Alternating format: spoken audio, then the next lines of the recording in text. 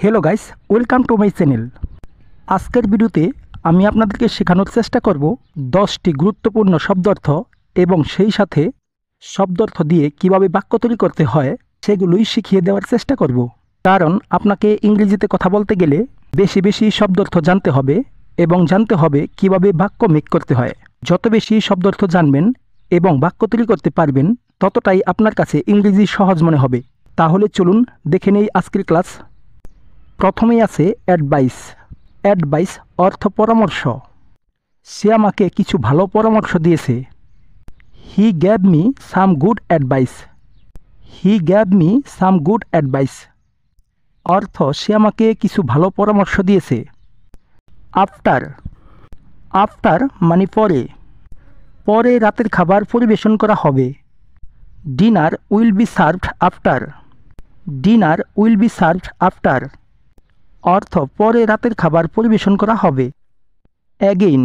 Again অর্থ আবার, পুনরায় বা আরও একবার। এটিকে বাতিল করে আবার শুরু করো। Throw it away and start again. Throw it away and start again অর্থ এটিকে বাতিল করে আবার শুরু করো। অ্যাক্টিভ। অ্যাক্টিভ মানে সক্রিয়, শারীরিক বা মানসিকভাবে সক্রিয়। সে সবসময় বাহিরে সক্রিয়। She is always active outdoors. She is always active outdoors অর্থ সে সবসময় বাহিরে সক্রিয়। অ্যাড। অ্যাড মানে যোগ করা। শুধু জল যোগ করো এবং নাড়াচাড়া করো। Just add water and stir. Just add water and stir অর্থ শুধু জল যোগ করো এবং নাড়াচাড়া করো।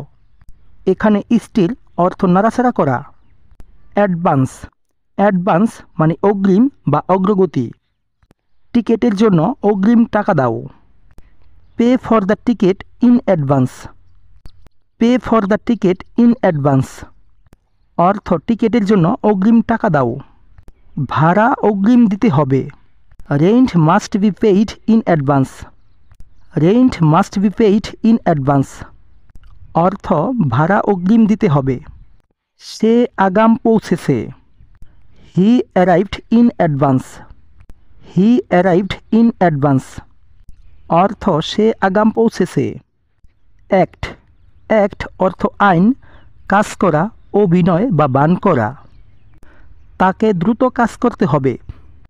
He must act quickly. He must act quickly অর্থ তাকে দ্রুত কাজ করতে হবে। অ্যাক্ট দিয়ে আরও কিছু উদাহরণ দেখে নেওয়া যাক। বাচ্চাদের মতো অভিনয় করা উচিত নয়। You should not act like a child.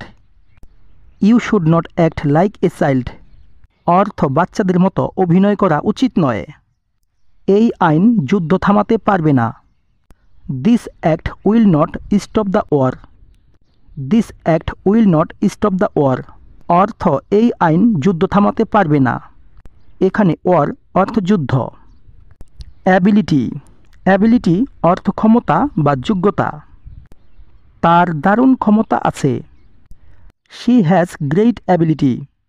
She has great ability অর্থ তার দারুণ ক্ষমতা আছে। তার যোগ্যতা নিয়ে কোনো সন্দেহ নেই। There is no doubt about his ability.